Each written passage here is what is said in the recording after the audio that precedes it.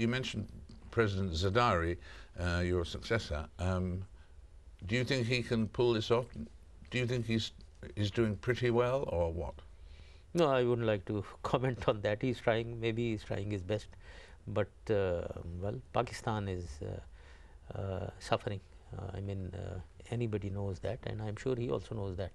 So he needs to put his act together, ensure that the government brings Pakistan out of the economic morass, the threat of terrorism, extremism, and I would say even relations with India, because that is another distraction. Big distraction. Yes. Distraction during your time too. Yes, but we were trying to, it was a distraction all since our independence, since 1947. But we tried our best to repair that and get on a course of rapprochement. And we achieved a lot. We almost reached resolution of even the Kashmir dispute. We were moving ahead, which is so critical.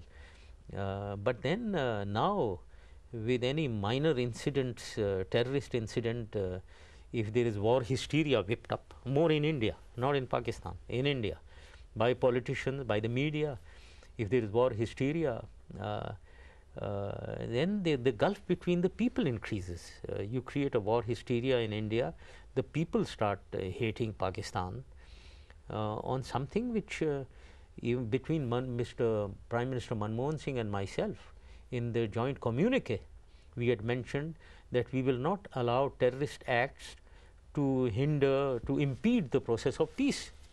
Now it is impeding.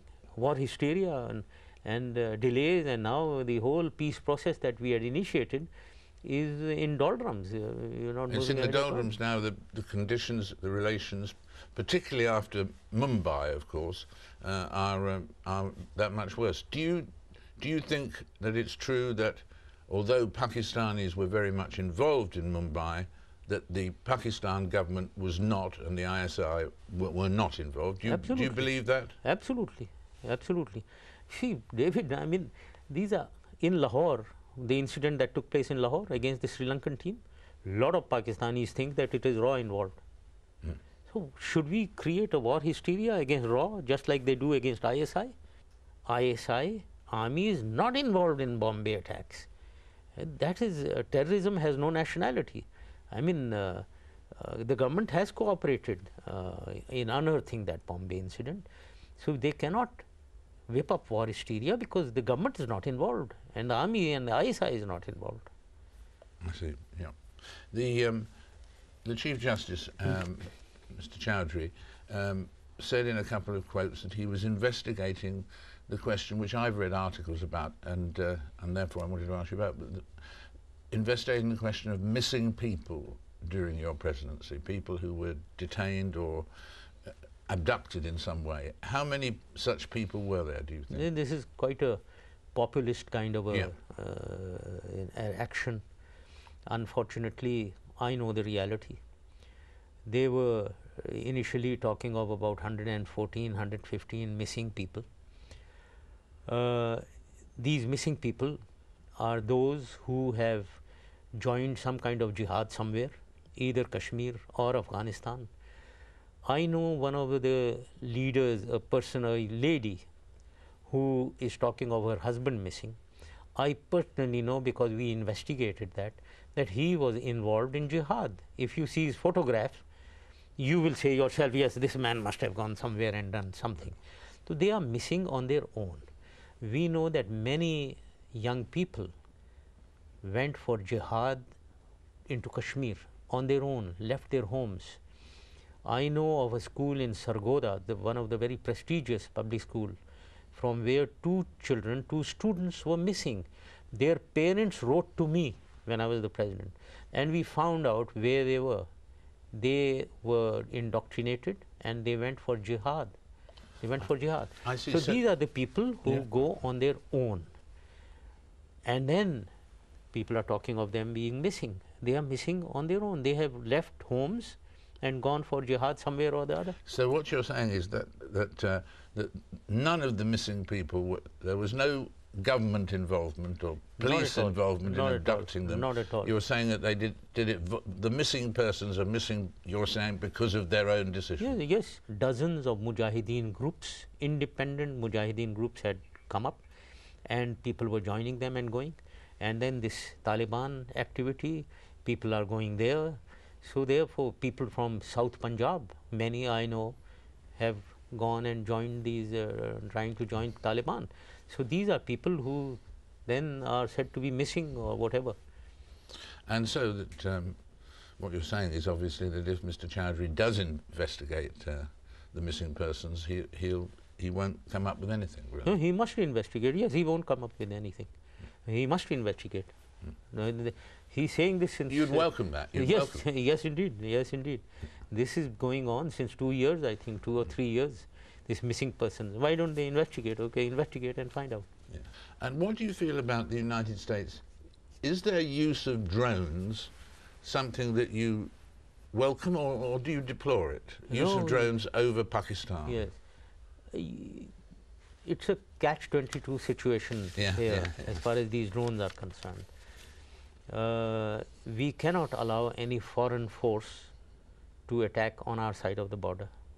We must use our own forces, and whatever resources are lacking, Pakistan must be given those resources.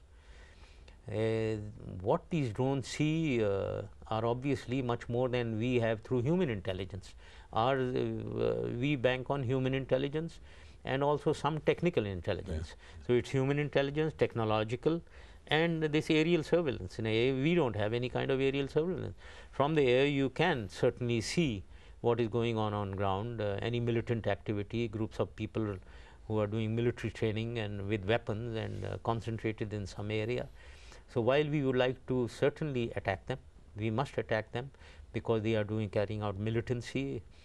Now, on many occasions, Pakistan forces are handicapped on attacking them in those remote areas in a short time before they vanish. I mean, they are not there permanently.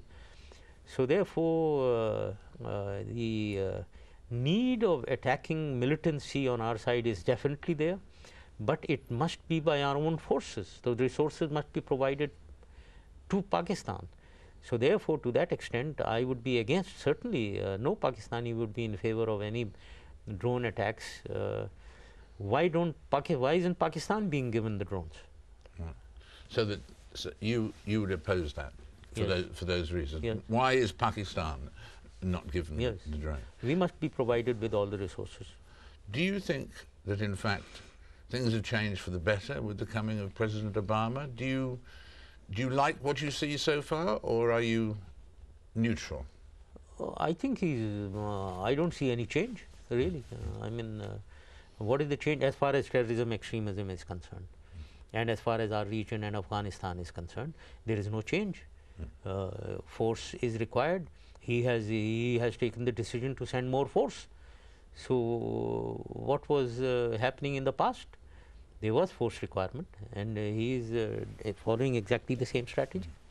Hearing you talk today, President Musharraf, it's clear you're still obviously fascinated in the subject of Pakistan and the subjects that dominated your life when the period when you were running Pakistan and so on.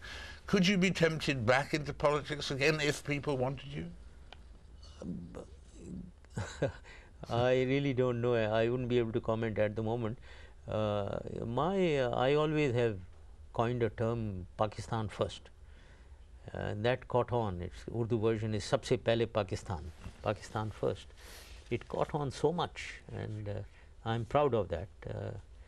So I still believe in that. Pakistan comes first. I hope and pray that the government handles Pakistan, does well for Pakistan. As I said, progress and development of the state, welfare, well-being of its people. If they can ensure this, I'll be the happiest man.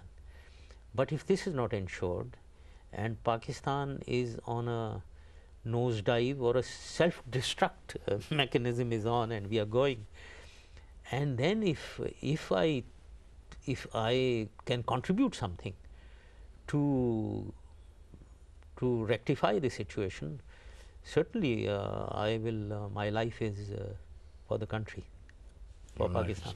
Well, thank you for being with us. We've covered a great deal of ground in this conversation, and we thank you very much for it, President Musharraf. Thank you very much, David.